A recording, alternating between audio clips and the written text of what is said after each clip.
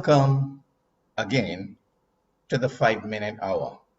Today we look at the power of your thought. If you realize just how powerful your thoughts are, you will never think a negative thought again. According to the Laboratory of Neuroimaging at the University of Southern California, a person has about 49 thoughts per minute. In 2 Corinthians 10:5, we are told to bring into captivity every thought to the obedience of Christ. Notice that it said every thought, not some thoughts, not only bad thoughts, every thought. Why?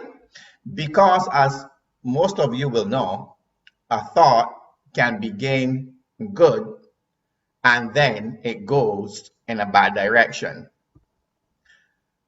Taking a thought captive puts you in control. Taking a thought captive simply means gaining control over that thought. When you gain control over that thought, then you bring it to the obedience of Christ. Now you are aware of the thought, you are in control of the thought, so you can take that thought in any direction that you choose. And as a man or woman of God, I am sure that you will choose a godly direction. What you think influences your behavior. As a result of bringing those thoughts into captivity, your thoughts become healthier because you are in control. In Proverbs 23:7, it tells us, as a man thinketh, so is he. Now you get to decide.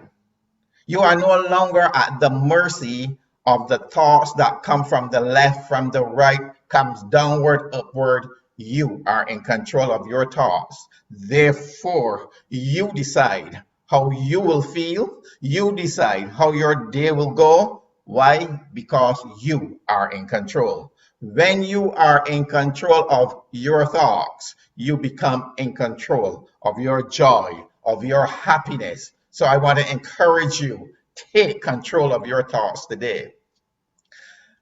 Every thought that comes to your mind is not from you and not from God.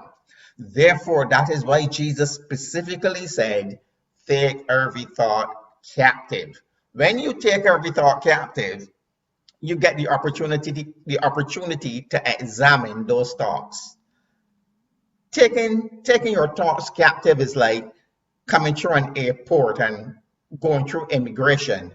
Each individual person has to be filtered, examined by immigration, and if immigration find them not worthy to come into the country, immigration puts them on another flight. And that is how you deal with your thought. Every single thought, you need to take the time, examine those thoughts.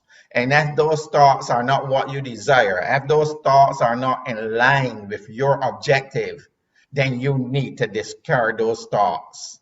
That is one of the most important reasons why you are told, take every thought captive. You examine those thoughts, you discard the ones that you don't want, you keep the ones that you want, but then, of course, when you keep them, you make sure that they line up to the Word of God.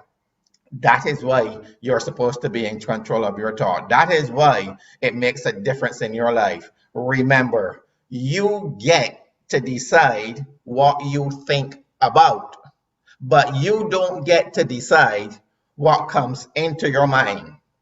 That is why some people, the enemy is so crafty. He gets people to think that the thoughts that he put in their mind are their thoughts, and therefore they begin to think they're not worthy, they're bad, they're evil, not realizing the thought was not from them. It was the enemy who deceived them. So therefore, take those thoughts captive.